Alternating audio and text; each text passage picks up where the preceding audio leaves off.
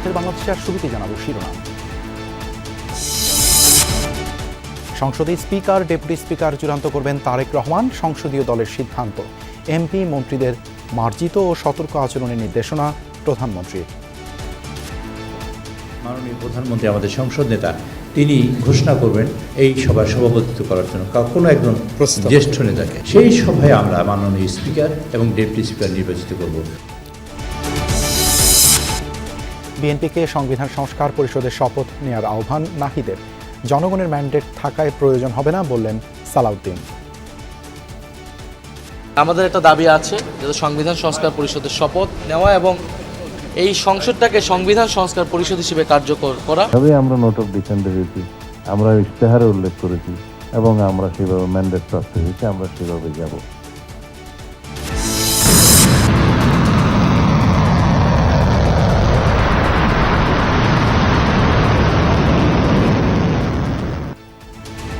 দুই ton ওয়ারহেডবাহী missile ছুড়ল Iran. ইসরায়েলে ব্যাপক ক্ষয়ক্ষতি। হরমুজের দখল রাখতে মাইন স্থাপনা তেহরানের। বোমা মেরে সচলের চেষ্টা যুক্তরাষ্ট্রের। জ্বালানি নিয়ে চট্টগ্রাম বন্দরে ভিড়ছে একের পর এক জাহাজ। চলছে খালাস। অতিরিক্ত ডিজেল সহায়তা চেয়ে ভারতকে চিঠি। পাম্পে আজও দীর্ঘ লাইন। আসা তো উত্তরখান তো ওখান থেকে আমি এখানে আসলাম সরাসরি, খিলকে তো পাই নাই, তো আমরা এখানেও পাচ্ছি না। 1 লিটার 150 টাকা, এর বেশি কোনো পাম্পে তেল দেয় না। রাইড শেয়ার করে চলি, তারা তো খুব ক্রাইসিস অবস্থায় পড়ে গেছে।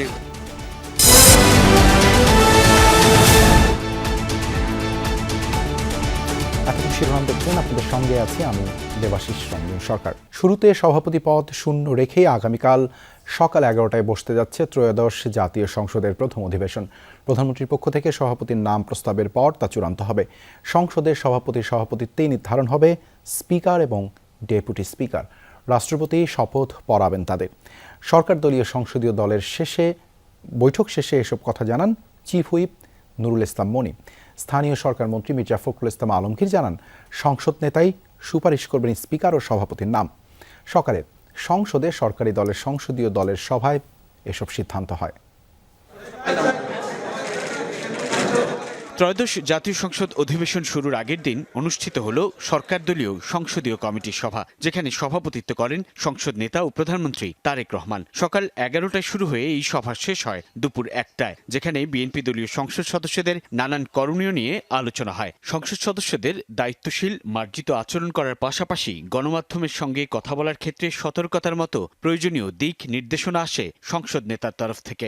কার্যপ্রণালী বিধিতে আছে, সংসদ চলার আগের দিন একটা সংসদীয় দলের বৈঠক হয়, সেই বৈঠকে নানা দিকে কেমনে সংসদ চলবে। আমাদের ম্যানিফেস্টো, আমাদের যে কর্মসূচি, আমাদের যে স্বপ্ন, এটা বাস্তবায়ন করার জন্য সবার ভূমিকা মুখে বললে হবে। সংসদ অধিবেশনে আমাদের যে কার্যক্রম সেই সব নিয়ে আমাদের একটা ধারণা দেওয়া হয়েছে এবং মাননীয় প্রধানমন্ত্রী এবং সংসদ নেতার উপরে স্পিকার, ডেপুটি স্পিকার ইত্যাদি নিয়োগের সর্বসম্মত সিদ্ধান্ত হয়েছে।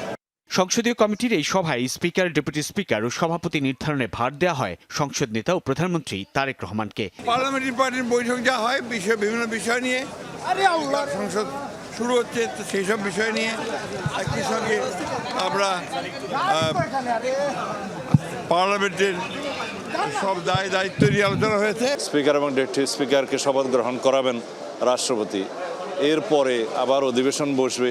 সেই অধিবেশনে প্রথমে সভাপতিমণ্ডলীর প্যানেল ঘোষণা করা হবে, তারপরে সুপ্রস্তাব আসবে, সুপ্রস্তাবের উপর আলোচনা হবে, তারপরে সংসদে যে সমস্ত অর্ডিন্যান্সগুলো প্লেস করার কথা, উত্থাপন করার কথা 133টি অধ্যাদেশ আইনমন্ত্রী উত্থাপন করবেন এবং এরপরে রাষ্ট্রপতির ভাষণ হবে। তার আগে সংসদের কয়েকটি কমিটি নির্বাচিত হয়। সংসদীয় কমিটির বৈঠক শেষে সংসদ ভবনের এলডি হলে সংবাদ সম্মেলনে চিফ হুইপ মোহাম্মদ নুরুল ইসলাম সংসদে বিরোধী দলের গঠনমূলক ভূমিকা ও সহযোগিতার প্রত্যাশা করেন। আমাদের যেহেতু পুরনো স্পিকার নাই, ডেপুটি স্পিকার নাই, আমরা সংসদে একটা খালি চেয়ার দিয়ে শুরু করব। মাননীয় প্রধানমন্ত্রী আমাদের সংসদ নেতা, তিনি ঘোষণা করবেন এই সভার সভাপতিত্ব করার জন্য কোনো একজন জ্যেষ্ঠ নেতাকে। সেই সভায় আমরা মাননীয় স্পিকার এবং ডেপুটি স্পিকার নির্বাচিত করব। স্পিকার এবং ডেপুটি স্পিকার নির্বাচনের ক্ষেত্রে আমরা সংসদ নেতাকে দায়িত্ব দিয়েছি, সিদ্ধান্তটা তিনিই দেবেন। ত্রয়োদশ সংসদের প্রথম অধিবেশনের মেয়াদ নিয়েও আলোচনা হয় সংসদীয় কমিটির সভায়। তবে তা নির্ধারিত হবে 15 মার্চ সরকার দলীয় সংসদীয় কমিটির পরবর্তী সভায়। মহান জাতীয় সংসদ, যে সংসদে সাধারণ জনগণের জনপ্রতিনিধিত্ব নিশ্চিত করার জন্য রাজনৈতিক দলগুলোর কত আন্দোলন সংগ্রাম কিংবা রাজপথে টান টান সেই সব উত্তেজনা, অবশেষে গণ অভ্যুত্থানের পর একটি কার্যকর জাতীয় সংসদ দেখার প্রত্যাশায় সাধারণ মানুষ। সুষ্ঠু নির্বাচনের মধ্য দিয়ে বা গ্রহণযোগ্য নির্বাচনের মধ্য দিয়ে যে ত্রয়োদশ জাতীয় সংসদ গঠিত হলো, সেটির প্রথম অধিবেশন অনুষ্ঠিত হতে যাচ্ছে বৃহস্পতিবার। যেই অধিবেশনের মধ্য দিয়ে বাংলাদেশে নতুন সংসদীয় গণতন্ত্রের যাত্রার সূচনা হবে বলে মনে করছেন সাধারণ মানুষ। আর সেই সাধারণ মানুষ প্রত্যাশা করছেন এই সংসদ হয়ে উঠবে কার্যকর, সঠিক আইন প্রণেতাদের দায়িত্বশীল ভূমিকায় বাংলাদেশ হয়ে উঠবে গণতান্ত্রিক। সাইফুদ্দিন রবিন, যমুনা নিউজ, ঢাকা। জুলাই সনদের আলোকেই ডেপুটি স্পিকার সহ সকল পাওনা বুঝে নিতে চায় বিরোধী দল, অন্যথায় নয়। গণভোটে পাশ হওয়া সব প্রস্তাব বাস্তবায়নে সংসদের পাশাপাশি রাজপথেও ভূমিকা রাখার কথা জানিয়েছেন বিরোধী দলীয় নেতা ডাক্তার শফিকুর রহমান। 24কে অগ্রাহ্য বা পাশ কাটিয়ে গেলে 26শে নির্বাচন জাতির জন্য কোনো সুফল বয়ে আনবে না বলেও মন্তব্য করেন তিনি। আর বিরোধী দলীয় চিফ হুইপ নাহিদ ইসলাম বলেছেন, সরকারি দলের সংবিধান সংস্কার পরিষদের শপথ নেয়ার দাবি অব্যাহত রাখবেন তারা। ত্রয়োদশ জাতীয় সংসদের প্রথম অধিবেশন সামনে রেখে বুধবার বৈঠকে বসে বিরোধী দলের সংসদ সদস্যরা। জাতীয় সংসদ ভবনের সভাকক্ষে বৈঠকে সভাপতিত্ব করেন বিরোধী দলীয় নেতা জামাত আমির ডাক্তার শফিকুর রহমান। বৈঠক শেষে সংসদের এলডি হলে সাংবাদিকদের তিনি বলেন, ডেপুটি স্পিকার সহ বিরোধী দলের সকল প্রাপ্য জুলাই সনদের আলোকেই বুঝে নিতে চান তারা। জুলাই সংস্কারের যে প্রস্তাব, সেই প্রস্তাবটা পুরোপুরি বাস্তবায়ন হোক। এর আলোকে বিরোধী দলের যতটুকু পাওনা আমরা অতটুকু চাই, এর বেশি চাই না। ওই প্রস্তাবেই আছে যে একজন ডেপুটি স্পিকার বিরোধী দল থেকে হবেন। আমরা খণ্ডিতভাবে এটা চাচ্ছি না, আমরা চাই প্যাকেজ, আমরা চাই পিসমিল, পুরাটাই সেখানে গ্রহণ হোক, বাস্তবায়ন হোক। সরকারের ইতিবাচক কাজে সমর্থনের পাশাপাশি গণভোটে থাকা সকল বিষয় বাস্তবায়নে সংসদ ও সংসদের বাইরে সোচ্চার থাকার কথাও বলেন শফিকুর রহমান। আমরা আগেই বলেছি, বিরোধিতার জন্য বিরোধিতা নয়, সহযোগিতা করতে হলে সেটা দেশ এবং মানুষের জন্য, আর বিরোধিতাও করতে হলে দেশ এবং মানুষের অধিকারের জন্য। এ লড়াই ইনশাআল্লাহ আমরা সংসদে করব, প্রয়োজনে এই লড়াই রাজপথেও হবে। এটা গণতন্ত্রের সৌন্দর্য। বিরোধী দলীয় চিফ হুইপ নাহিদ ইসলাম সরকারকে সংবিধান সংস্কার ও জুলাই সনদের আলোকে কাজ করার আহ্বান জানান। যে সংবিধান সংস্কার পরিষদ শপথ যেহেতু আমরা নিয়েছি সংবিধান সংস্কার পরিষদের সদস্য হিসেবে, সরকারি দল নেয়নি, আমাদের একটা দাবি আছে যাতে সংবিধান সংস্কার পরিষদের শপথ নেওয়া এবং এই সংসদটাকে সংবিধান সংস্কার পরিষদ হিসেবে কার্যকর করা। এ সময় সংসদে রাষ্ট্রপতির ভাষণ দেওয়ার সমালোচনা করেন জামাতের সংসদ সদস্য আব্দুল্লাহ মোহাম্মদ তাহের। আমরা মনে করি রাষ্ট্রপতির ভাষণ দেওয়ার কোনো অধিকার নাই, স্বৈরাচারের দোসর। শামীম রেজা, যমুনা নিউজ, ঢাকা। জবরদস্তিতে সংবিধান সংস্কার পরিষদের শপথ নেবে না বিএনপি, তবে ঐক্যমতের ভিত্তিতে সরকার জুলাই সনদের প্রতিটি শর্ত বাস্তবায়নে অঙ্গীকারবদ্ধ বলে জানিয়েছেন স্বরাষ্ট্রমন্ত্রী সালাউদ্দিন আহমদ। রাজধানীতে নাগরিক প্ল্যাটফর্ম রিফর্ম ওয়াচ আয়োজিত এক আলোচনা সভায় তিনি আরও বলেন, ট্রুথ অ্যান্ড হিলিং কমিশনের মাধ্যমে ঐক্যবদ্ধ করা হবে জাতিকে। সভায় নতুন সরকারকে সংশোধিত জাতীয় মানবাধিকার কমিশন অধ্যাদেশ 2025 অনুমোদনের আহ্বান জানিয়েছে নাগরিক প্ল্যাটফর্ম রিফর্ম ওয়াচ। ত্রয়োদশ জাতীয় সংসদের প্রথম অধিবেশন বৃহস্পতিবার।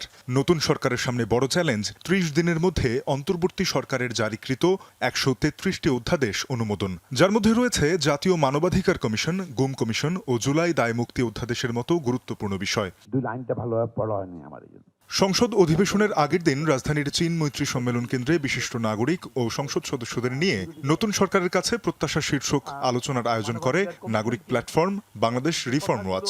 সংশোধিত জাতীয় মানবাধিকার কমিশন অধ্যাদেশ 2025 কার্যকর করতে সুপারিশ করে প্ল্যাটফর্মটি। মানবাধিকার কর্মীরা অভিযোগ করেন, বিগত নখদন্তহীন কমিশন মানবাধিকার লঙ্ঘনকারীদের দায় মুক্তি দিতে কাজ করেছে। মানবাধিকার কমিশন যে কিছু নিজ উদ্যোগে তারা রিপোর্ট দিতে পারে, রিপোর্টের পরে তারা যে কিছু করবে বা একটা শক্ত তাদের রিপোর্টের উপর যে কিছু একটা অ্যাকশন হবে সেই জিনিসটা একেবারে অনুপস্থিত। মানবাধিকার কমিশনেরও ওই শক্তিটা ছিল না। তারা যদি গুম তদন্ত করতে যান এবং জুলাইয়ের ঘটনাগুলো তদন্ত করতে চান, তাদের পক্ষে আর কোনো ঘটনাই তাদের কাছে যাওয়ার কোনো সুযোগই কিন্তু হবে না। এটা অসম্ভব, কারণ এগুলো যে গভীরতা, যে বিস্তারতা, সেখানে এগুলো ধরতে গেলে তারা অন্য কিছু করতে পারবেন না। মন্দের ভালো হিসেবে এই অধ্যাদেশটি পাশ হওয়া উচিত, কারণ এরপরেও আরো হয়তো এটা দোষ ত্রুটি থাকবে, কিন্তু এই 1 মাসের ভিতরে এই দোষ ত্রুটি সংশোধন করতে গেলে এটা আর পাশ করা যাবে না।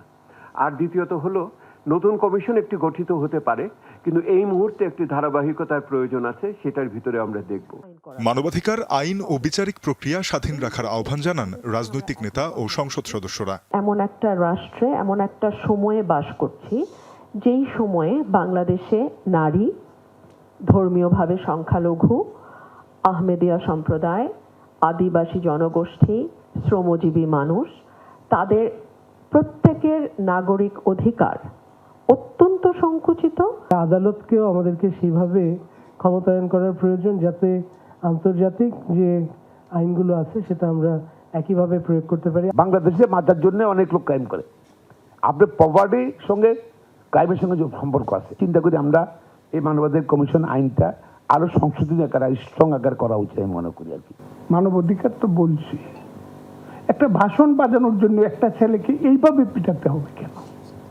আমরা কিন্তু সবাই এখন নিষ্ঠুর হয়ে গেছে। অ্যাজ ইট ইজ পাশ করা জরুরি, কিন্তু কিছু জিনিস আসলে একটু আমার মনে হয় যে এনশিওর করা জরুরি, সেটা হচ্ছে জবাবদিহিতা নিয়ে কোনো কথা নাই। মানবাধিকার লঙ্ঘনের শিকার সালাউদ্দিন আহমদ তার মন্ত্রিত্বকালে মানবাধিকার কমিশনকে কতটা সহায়তা করবেন প্রশ্ন রাখেন সিপিডির প্রতিষ্ঠাতা chairman. Right now there are large numbers of people languishing in jail, largely on account of their political identity. This has been a violation of human rights, a failure of our judicial system. ছুটি বাদ দিলে প্রতি কার্যদিবসে অন্তত 8টি অধ্যাদেশ কার্যকর করা চ্যালেঞ্জ বলে জানান স্বরাষ্ট্রমন্ত্রী সালাউদ্দিন আহমদ। বলেন, বিএনপি জনগণের ম্যান্ডেট পাওয়ায় সংবিধান সংস্কার পরিষদের শপথ প্রয়োজন হবে না। আমাদেরকে যদি বলা হয় যে সংবিধান সংস্কার পরিষদের সদস্য হিসেবে আপনারা শপথ নেন নাই কেন, আমরা বলবো আপনারা নিয়েছেন কেন। এভাবে আমরা নোট অফ ডিসেন্ট হয়েছি, আমরা ইশতেহারে উল্লেখ করেছি এবং আমরা সেভাবে ম্যান্ডেট প্রাপ্ত হয়েছে, আমরা সেভাবে যাব। যদি গণভোটের রায় আমরা মান্য করি, সম্মান দিই, সেটা তো সংসদে আসতে হবে।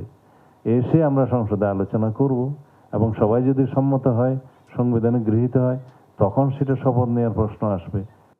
মিথ্যা মামলা প্রত্যাহার ও রাজনৈতিক সংকট নিরসনে ট্রুথ অ্যান্ড হিলিং কমিশন গঠন করার দৃঢ় সিদ্ধান্ত জানান সালাউদ্দিন আহমদ। লক্ষ লক্ষ মামলাবাজির মধ্য দিয়ে দেশে কোনো শান্তি স্থাপন করা যাবে না। এই ন্যাশনাল রিকনসিলিয়েশন কমিশন আমাদের গঠন করতেই হবে, এটা আমাদের অঙ্গীকার, এবং এর মধ্য দিয়ে আমরা জাতিতে ঐক্য রাখতে চাই এবং শান্তি রাখতে চাই।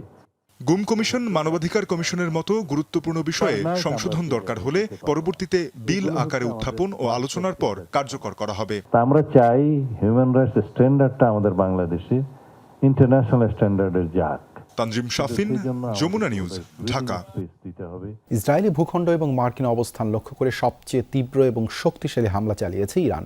মঙ্গলবার বহুল আলোচিত 2 টন ওয়ারহেড বহনকারী ক্ষেপণাস্ত্র ছড়ে IRGC। ইরানি গণমাধ্যমের দাবি, এতে ব্যাপক ক্ষয়ক্ষতি হয়েছে তেল আবিব সহ বিভিন্ন স্থানে। হরমুজ প্রণালীর বিভিন্ন স্থানে ইরানি নৌযান লক্ষ্য করেও চলে মার্কিন হামলা। অঞ্চলটিতে 16টি মাইন বিছানোর জাহাজ ধ্বংসের দাবি করেছে মার্কিন সেন্ট্রাল কমান্ড। 2 টন ওয়ারহেডবাহী মিসাইল ছোড়া হচ্ছে ইসরায়েলি ভূখণ্ড এবং মার্কিন অবস্থানে। মঙ্গলবার রাতে বহুল আলোচিত এই ক্ষেপণাস্ত্রের হামলা চালায় ইরান। দেশটির রাষ্ট্রীয় গণমাধ্যমের পাশাপাশি আন্তর্জাতিক বিভিন্ন গণমাধ্যমে প্রকাশিত ভিডিওতে দেখা যায় এসব ক্ষেপণাস্ত্র ভয়াবহ ধ্বংসযজ্ঞ সৃষ্টি করে তেল আবিব সহ ইসরায়েলের বিভিন্ন এলাকায়। বাণিজ্যিক, আবাসিক সহ বিভিন্ন স্থাপনায় আঘাত হানে এসব মিসাইল। আগুন জ্বলতে দেখা যায় বাংকার সহ বিভিন্ন ভবনে। গেল 28 ফেব্রুয়ারি ইরানের উপর ইসরায়েল যুক্তরাষ্ট্রের হামলা শুরুর পর এটিকেই তেহরানের সবচেয়ে বড় শক্তিশালী অভিযান হিসেবে আখ্যা দেওয়া হচ্ছে। তেল আবিবের পাশাপাশি বীর ইয়াকুব এবং পশ্চিম জেরুজালেমেও ব্যাপক ধ্বংসযজ্ঞ হয়। এর পাশাপাশি অব্যাহত আছে আরব দেশগুলোতে থাকা মার্কিন দূতাবাস এবং ঘাঁটি লক্ষ্য করে হামলা। ইরানের হামলার কারণে আরব আমিরাত এবং ইসরায়েলের কনসুলেট বন্ধ ঘোষণা করেছে অস্ট্রেলিয়া। এদিকে আরব আমিরাতের উপকূল একটি জ্বালানি ট্যাঙ্কারে বিস্ফোরণ হয়েছে। ধারণা করা হচ্ছে ইরানের ছোড়া ড্রোন অথবা মিসাইলের আঘাতে এই বিস্ফোরণ। এ অবস্থায় ইরানি ভূখণ্ডেও হামলার পরিধি বাড়িয়েছে ইসরায়েল যুক্তরাষ্ট্র। তেহরানের মেহরাবাদ বিমানবন্দর লক্ষ্য করে চালানো হয় ক্ষেপণাস্ত্র হামলা। এর পাশাপাশি ইরানের রাজধানীর আবাসিক এলাকাগুলো চলছে ক্ষেপণাস্ত্র এবং বিমান হামলা। এছাড়াও কোম, নাতাঞ্জ এবং ইস্পাহানেও ভয়াবহ হামলা চালিয়েছে মার্কিন বাহিনী। বিভিন্ন এলাকা সড়ক জুড়ে মরদেহ ছড়িয়ে ছিটিয়ে থাকতে দেখা যায়। এদিকে হরমুজ প্রণালীর বিভিন্ন স্থানে ইরানি নৌযান লক্ষ্য করেও চলে মার্কিন হামলা। অঞ্চলটিতে 16টি মাইন বিছানোর জাহাজ ধ্বংসের দাবি করেছে মার্কিন সেন্ট্রাল কমান্ড। এর পাশাপাশি ইরানের ড্রোন এবং মিসাইল লঞ্চিং প্যাডেও হামলা চালায় ইসরায়েল। বিমান থেকে ছোড়া হয় একের পর এক ক্ষেপণাস্ত্র। মীর মুশফিকা হাসান, যমুনা নিউজ। ইরানের বিরুদ্ধে চলমান যুদ্ধে এ পর্যন্ত 1.5 শতাধিক মার্কিন সেনা আহত হয়েছে। মঙ্গলবার একাধিক মার্কিন সেনার বরাতেই তথ্য নিশ্চিত করেছে বার্তা সংস্থা রয়টার্স। এতদিন মোট আহত সেনার কোনো তথ্য দেয়নি ওয়াশিংটন, শুধু 8 জনের গুরুতর আহত হওয়ার খবর প্রকাশ করেছিল। রয়টার্সের প্রতিবেদনের পর অবশ্য এক বিবৃতিতে পেন্টাগন জানিয়েছে 140 সেনা আহত হয়েছে, যাদের বেশিরভাগের অবস্থাই শঙ্কামুক্ত। দাবি, আহতদের মধ্যে 108 জন এরই মধ্যে কাজেও ফিরেছেন। 28 ফেব্রুয়ারি থেকে ইসরায়েল যুক্তরাষ্ট্রের যৌথ হামলার জবাবে মধ্যপ্রাচ্যের মার্কিন ঘাঁটিগুলোতে হামলা চালিয়ে আসছে তেহরান। সরকার জ্বালানি সরবরাহ স্বাভাবিক বললেও রাজধানীর বেশ কয়েকটি পাম্প তেল সংকটে বন্ধ রয়েছে। তেল না থাকায় প্রায় 2 দিন ধরে বন্ধ রয়েছে বেশ কয়েকটি পাম্প। এমন অবস্থা চলতে থাকলে আগামী ঈদ যাত্রায় সংকট দেখা দিবে বলে জানিয়েছে পেট্রোল পাম্প ওনার্স অ্যাসোসিয়েশন। পাম্পগুলোতে ব্যাপক নিরাপত্তা সংকট তৈরি হয়েছে বলেও দাবি তাদের। এদিকে চট্টগ্রাম বন্দর সীমানায় 6টি জাহাজ থেকে আজ জ্বালানি খালাস হয়েছে।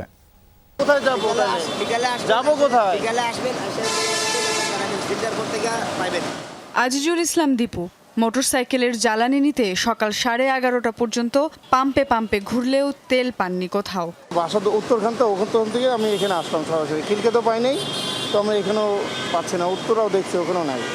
সরকার তেল সরবরাহ স্বাভাবিক বললেও অনেক পাম্পেই নেই তেল। যেমন কুড়িলের এই পাম্পটিতে মঙ্গলবার থেকে জ্বালানি তেল শেষ, শুধু গ্যাস সরবরাহ চলছে। বিকাল 3টা থেকে 4টার ভিতরে এক গাড়ি ফুয়েল আমাদেরকে দেয়। রাতে হাইস্ট হলে 12টা থেকে 12:30 ভিতরে ফুয়েল শেষ হয়ে যায়। আর পর্যাপ্ত পরিমাণে চাপের কারণে আমরা ফুয়েলটা ঠিকমতো পাচ্ছি না, কিন্তু আমাদের চাহিদা ছিল প্রতিদিন 2 গাড়ি। 1 লিটার 150 টাকা, এর বেশি কোনো পাম্পে তেল দেয় না। তেল দিলেও 300 টাকার উপরে তেল দেয় না। আমরা সাধারণ যাদের বাইকার, রাইড শেয়ার করে চলি, তারা তো খুব ক্রাইসিস অবস্থায় পড়ে গেছে। বর্তমানে আমাদের তেলের মজুদ শেষ হয়ে যাওয়ার কারণে ডিজেল ও অকটেন সরবরাহ বন্ধ রয়েছে। উত্তর বাড্ডার এই পাম্পটিতে আবার 2 দিন ধরে জ্বালানি তেল নেই। মালিবাগের এইটিতেও নেই অকটেন। পাম্প সংশ্লিষ্টরা বলছেন ডিপো থেকে তেল দেওয়া হয়নি 2 দিন, ফলে পাম্প বন্ধ রাখতে হয়েছে। আজ বিকেল থেকে শুরু হবে তেল সরবরাহ। এই পাম্পে 3 দিন রাজশাহী তেল নাই। সর্বলাস্ট বৃহস্পতিবার 400 টাকার তেল ভরছি। বৃহস্পতিবার থেকে এই পর্যন্ত এখন থেকে আর এই যে এখন বন্ধ হয়ে যাবে। 8টা থেকে 10টা পাম্প আমি ঘুরছি, কোনো পাম্পে তেল নাই। কালকে সিরিয়ালে আমরা তেল পাই নাই, তেল আনা অনেকে। আজকে তেল আনবো এই আপনার ইফতারের পর। এই অবস্থায় সংবাদ সম্মেলন করে বেশ কিছু দাবি জানিয়েছে পেট্রোল পাম্প ওনার্স অ্যাসোসিয়েশন। মূলত পাম্পে নিরাপত্তা সংকট একটি বড় শঙ্কার কারণ হয়ে দাঁড়িয়েছে। এছাড়া প্যানিক বাইং এর কারণে এই সংকট উল্লেখ করে প্রতিটি পাম্পে পুলিশের পাশাপাশি সেনা মোতায়েন চেয়েছেন তারা। মোটরসাইকেলে যে বিভাজন করছে, এইটা ভাই আমাদের পক্ষে নিয়ন্ত্রণ করা সম্ভব হয় না। হয় সবাই 5 লিটার করে দেন, আর না হলে 400 টাকা করে দেন, সবাই নাহলে 300 টাকা করে দেন। সবাই একই ফিগার রাখতে হবে, কারণ আমাদের মূল সমস্যা মোটরসাইকেল নিয়ে। আমাদের প্রত্যেকটা পেট্রোল পাম্পে পুলিশের সাথে সেনা মোতায়েন করতে হবে। এদিকে বুধবার চট্টগ্রাম বন্দর সীমানায় 6টি জাহাজ থেকে জ্বালানি খালাস হয়েছে। জ্বালানিবাহী আরও 4টি জাহাজ বাংলাদেশের জলসীমানায় রয়েছে বলে জানিয়েছেন চট্টগ্রাম বন্দর কর্তৃপক্ষ। 6টি জাহাজ এই মুহূর্তে বন্দরে এবং বন্দর সীমার ভিতরে পণ্য খালাসের সাথে জড়িত রয়েছে। বাকি 4টি জাহাজ আগামী 2 দিনের ভিতরে, আজকে আসবে 2টো, 12 তারিখে একটি এবং আগামী 14 তারিখে একটি জাহাজ বাংলাদেশ জলসীমায় এবং বন্দরের সীমায় জ্বালানিবাহী হিসেবে এখানে আসছে, এবং বন্দরে যখনই তারা শিডিউল চাইবে আমরা প্রাধিকারের ভিত্তিতে খালাস দিব। এদিকে রেশনিং পদ্ধতির আওতায় ডিপো থেকে পেট্রোল পাম্পগুলোতে জ্বালানি সরবরাহ বাড়িয়েছে Bangladesh petrol pump corporation BPC. Sumaiya Oishi, Jamuna news, Dhaka. আপৎকালীন সময়ের জন্য ভারতের কাছ থেকে অতিরিক্ত ডিজেল চেয়ে চিঠি দিয়েছে বাংলাদেশ। সচিবালয়ে বিদ্যুৎ ও জ্বালানি মন্ত্রী প্রতিমন্ত্রীর সাথে ভারতীয় হাই কমিশনারের বৈঠকে এই চিঠি হস্তান্তর করা হয়। মন্ত্রী ইকবাল হাসান মাহমুদ বলেন, চাহিদা অনুযায়ী কতটা দিতে পারবে ভারত সেই সিদ্ধান্ত তারা নেবে। ভারতীয় হাই কমিশনার বলেন, বিষয়টি ঊর্ধ্বতন কর্তৃপক্ষকে জানানো হবে। তেল সমৃদ্ধ মধ্যপ্রাচ্যে যুদ্ধ চলছে। এই অবস্থায় সারা বিশ্বের মতো জ্বালানি সংকটে বাংলাদেশও চাহিদা অনুযায়ী মিলছে না জ্বালানি। আমদানি নির্ভর না হওয়ায় পেট্রোল ও অকটেনে এর প্রভাব না পড়লেও সংকট ডিজেলে মজুদ আছে শুধু মার্চ পর্যন্ত। এ অবস্থায় সাশ্রয়ী পরিকল্পনার পাশাপাশি ডিজেলের মজুদ বাড়াতে চায় বাংলাদেশ। এজন্য চেয়েছে প্রতিবেশী ভারতের সহায়তা। ভারতীয় হাই কমিশনারের সাথে বৈঠকে এ নিয়ে আলোচনা হয়। আপৎকালীন এই সময়ে চুক্তি অনুযায়ী নির্ধারিত পরিমাণের চেয়ে অতিরিক্ত ডিজেলের জন্য চিঠি দেওয়া হয়েছে হাই কমিশনারকে। আপৎকালীন অবস্থার জন্য আমরা বলছি যে আমাদের একটু তেল বাড়ায় দেওয়ার জন্য। এখন তারা ডিসাইড করে কতখানি বাড়াবে। দুই দেশের জ্বালানি সম্পর্ককে আরও শক্তিশালী করার বিষয় নিয়ে আলোচনা হয়েছে। আনুষ্ঠানিকভাবে ভারতের কাছে বাড়তি জ্বালানি সহযোগিতা চেয়েছে বাংলাদেশ। বিষয়টি বিবেচনার জন্য সরকারকে জানানো হবে। অন্যদিকে চীনা রাষ্ট্রদূত সচিবালয়ে বৈঠক করেছেন বেসামরিক বিমান পরিবহন ও পর্যটন মন্ত্রী ও প্রতিমন্ত্রীর সাথে। সেখানে কক্সবাজার সৈকত সহ পর্যটন খাতে বিনিয়োগে আগ্রহ প্রকাশ করেছে চীন। দুই দেশের বিমান যোগাযোগ আরও বাড়াতে প্রস্তাব করেছে গুয়াংজু বেজিং রুটে আরও 3টি ফ্লাইট চালুর। পর্যটন ও বিমান চলাচল নিয়ে আলোচনা হয়েছে। এই খাত দুটো নিয়ে একসাথে কাজ করার সুযোগ আছে। চীনের পর্যটকদের কাছে বাংলাদেশকে আকর্ষণীয় করে তোলার সুযোগ আছে, কেননা এখানে আছে পৃথিবীর সবচেয়ে বড় সমুদ্র সৈকত। ইন্টারন্যাশনাল উপযোগী একটা বিচ করা যায় সে ব্যাপারে তারা আলাপ করেছে। তৎসঙ্গে সিভিল এভিয়েশনে তাদের কিছু ফ্লাইট আছে আমাদের, সেক্ষেত্রে তারা 3টি ফ্লাইট আরও বর্ধিত করতে চায়। বিমান প্রতিমন্ত্রী এ সময় জানান, হযরত শাহজালাল আন্তর্জাতিক বিমানবন্দরের 3rd টার্মিনাল 6 থেকে 9 মাসের মধ্যে চালু হতে পারে। আলমগীর স্বপন, যমুনা নিউজ, ঢাকা। বিএনপির জন্য আগামী 5 বছর কাজ করা সহজ হবে না, কঠোরভাবে প্রতিরোধ করতে হবে বট বাহিনী। জিয়া সাইবার ফোর্সের 11তম প্রতিষ্ঠা বার্ষিকী ইফতার অনুষ্ঠানে কথা বলেছেন পানি সম্পদ মন্ত্রী শহীদ উদ্দিন চৌধুরী অ্যানি। অনুষ্ঠানে সুলতান সালাউদ্দিন টুকু বলেন, নির্বাচনে গুরুত্বপূর্ণ ভূমিকা রেখেছে জেডসিএফ। আগামীতেও প্রচার বাড়ানো ও অপপ্রচার রোধ করার দায়িত্ব নিতে হবে সংগঠনটিকে। ঢাকা উত্তর সিটি কর্পোরেশনের প্রশাসক শফিকুল ইসলাম মিল্টন সহ বক্তারা বলেন, প্রতিষ্ঠার পর থেকে ডিজিটাল পরিসরে সংগঠনটি জাতীয়তাবাদী আদর্শ প্রচার এবং অনলাইন অ্যাক্টিভিজমে গুরুত্বপূর্ণ ভূমিকা রাখছে। ভবিষ্যতেও দেশের স্বার্থে দায়িত্বশীল ডিজিটাল কার্যক্রম জোরদারের আহ্বান জানান তারা। জাতীয় সংসদকে সরকার সকল কর্মকাণ্ডের কেন্দ্রবিন্দুতে পরিণত করতে চায় বলে জানিয়েছেন এলজিআরডি মন্ত্রী মির্জা ফখরুল ইসলাম আলমগীর। বাংলাদেশ ফেডারেল সাংবাদিক ইউনিয়ন ও ঢাকা সাংবাদিক ইউনিয়নের একাংশের ইফতার মাহফিলে কথা বলেছেন তিনি। একই অনুষ্ঠানে তথ্যমন্ত্রী জহিরুদ্দিন স্বপন বলেন, গণতান্ত্রিক সংস্কৃতিতে মব কালচারকে কোনোভাবেই প্রশ্রয় দেয়া যাবে না। আর জামায়াতের সেক্রেটারি জেনারেল মিয়া গোলাম পরোয়ার জনগণ, রাজনৈতিক দল ও গণমাধ্যমের সমন্বয়ে দেশ এগিয়ে নেওয়ার আহ্বান জানান। আজকের অনুষ্ঠানের প্রধান অতিথি সদস্যদের নিয়ে ঢাকা সাংবাদিক ইউনিয়ন ও বাংলাদেশ ফেডারেল সাংবাদিক ইউনিয়নের একাংশ জাতীয় প্রেস ক্লাবে আয়োজন করে এই ইফতার মাহফিলের। যোগ দেন ক্ষমতাসীন দলের মহাসচিব ও স্থানীয় সরকার মন্ত্রী মির্জা ফখরুল ইসলাম আলমগীর, তথ্যমন্ত্রী জহিরুদ্দিন স্বপন ও জামায়াত ইসলামের সেক্রেটারি জেনারেল মিয়া গোলাম পরোয়ার সহ বিভিন্ন রাজনৈতিক দলের নেতারা। অনুষ্ঠানে স্থানীয় সরকার মন্ত্রী সতর্ক করে বলেন, বিএনপি গণমাধ্যমের স্বাধীনতায় বিশ্বাসী। সুতরাং ফ্যাসিস্টদের মতো বর্তমান সরকার যেন গণমাধ্যমের উপর কোনোভাবেই চেপে না বসে। আমরা সংবাদপত্রের স্বাধীনতার কথা বলি, গণমাধ্যমের স্বাধীনতার কথা বলি সব সময়। আমাদেরকে অবশ্যই সেটাকে বিশ্বাস করতে হবে এবং সেই বিশ্বাসে কাজ করতে হবে। আমার একটা কথা আমি সরাসরি কথা বলি, সেটা হচ্ছে আমরা যেন আবার সেই ফ্যাসিস্টদের মতোই সাংবাদিকদের উপরে চড়াও হয়ে না বসি। এই কথাটা আমাদের সকলকে সব সময় মনে রাখা প্রয়োজন বলে আমি মনে করি, বিশেষ করে আমাদের সরকারের। এ সময় উদার গণতান্ত্রিক দেশ গঠনে সংসদকে কার্যকর করার কথা বলেন সরকারের এই নীতি নির্ধারক। সংসদকে সকল কর্মকাণ্ডের কেন্দ্রবিন্দুতে পরিণত করব, সেই লক্ষ্যে আমরা যেন এগিয়ে যেতে পারি। বাংলাদেশের রাজনীতিতে একটা নতুন সুযোগ সৃষ্টি হয়েছে।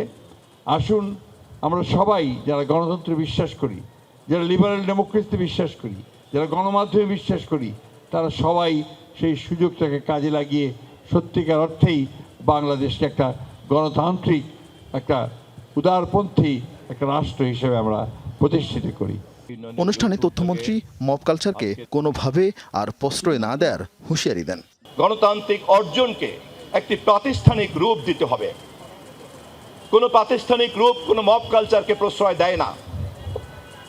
আমাদের এখন প্রধান চ্যালেঞ্জ হবে অর্জিত এই গণতন্ত্র, অর্জিত এই ভোটাধিকার, অর্জিত এই সাংবিধানিক ধারা, এটাকে অব্যাহত রাখতে হবে। ইফতার মাহফিল থেকে রমজানের শিক্ষা কাজে লাগানোর আহ্বান জানান জামায়াতের সেক্রেটারি জেনারেল।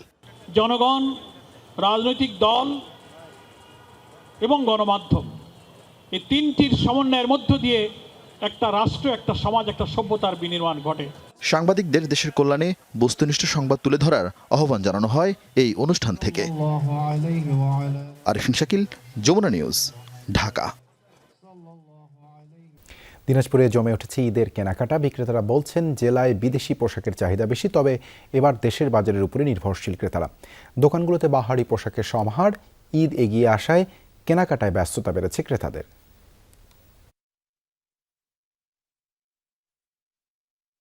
চিত্র কিছুটা ভিন্ন। সীমান্তবর্তী হওয়ায় অন্যান্য বছর ঈদের কেনাকাটা করতে পার্শ্ববর্তী দেশে ভিড় করতেন জেলার ক্রেতাদের বড় একটি অংশ। তবে এবার ভিসা জটিলতায় বর্ডার পার হতে পারেননি ক্রেতারা। তাতে ভাটা পড়েনি ঈদ কেনাকাটায়। দেশীয় বিভিন্ন ব্র্যান্ডের শোরুম ছাড়াও ফুটপাত থেকে শপিং মল এখন ক্রেতাদের ভিড়ে জমজমাট। শহরের ঐতিহ্যবাহী মালদহপট্টির বড় বড় দোকানগুলোতে যেন শাড়ি ও থ্রি পিস কেনার প্রতিযোগিতা। জেল রোড এলাকায় গার্মেন্টস দোকানগুলোতে বিক্রি হচ্ছে ছোটদের পোশাক, সেখানেও উপচে পড়া ভিড়। বাহাদুরবাজার এলাকায় মার্কেটগুলোতে পাঞ্জাবি, থ্রি পিস সহ বিভিন্ন পোশাকের সমাহার। বাজারে বর্তমানে পাকিস্তানি ড্রেস বলে যেগুলো হচ্ছে, এগুলোই বর্তমানে বেশি জনপ্রিয়, এগুলোই কিনতেছি আমরা। এবং গতবারের তুলনায় এবার তুলনামূলক দাম একটু বেশি। কাপড়ের যে দাম রে ভাই, কাপড় কিভাবে নেব, মাথা ঘুরে আছে কাপড় কিনতে যেতে। যেই কাপড়ের দাম ছিল 1200-1300, সেই কাপড় 2500-3000 নিজের কোনো কাপড়ে নেই। এই বাচ্চাটার সেটটা দাম নিয়ে ভিন্ন মত প্রকাশ করেছেন ক্রেতারা। কেউ বলছেন গতবারের তুলনায় এবার একটু বেশি, আবার কারো মতে দাম সহনীয়। গতবারের তুলনায় এবারে কাপড়ের দাম প্রতিটা কাপড়ে 500-1000 টাকা বেশি। আমরা যে বাজেট আগে নিয়েছিলাম, এখন আসলে বাজেট করে কেনাকাটা হচ্ছে না। যুগ হিসাবে মানে ঠিকই আছে আর কি, কাপড় হিসাবে খুব বেশি যে না, বেশি তা না, দাম ঠিকই আছে। দেশি বিদেশি পোশাকের পসরা সাজিয়ে বসেছেন বিক্রেতারা। জানান রোজার প্রথম দিকে বেচা বিক্রি কিছুটা কম ছিল, তবে মাঝামাঝিতে ক্রেতা সমাগম বাড়ায় খুশি বিক্রেতারা। কাস্টমার মোটামুটি আসতেছে, আমাদের মোটামুটি সব কালেকশন চলে আসছে। হ্যাঁ, বাচ্চাদের থেকে শুরু করে বড়দের কালেকশন অনেক ধরনের উঠাইছি, যেমন পাকিস্তানি ড্রেসের উপর কাস্টমারের চাহিদা পাচ্ছি আমরা এবং সাড়া মিলতেছে। এখানে বাজেটটা একবারে খুব বেশিও না, একবারে কম না, মধ্যবিত্তের জন্য যেরকম বাজেট থাকা দরকার আমরা সেভাবে কালেকশন করি। সাবরিনা লিজা, যমুনা নিউজ। সাথে থাকার জন্য ধন্যবাদ সবাইকে।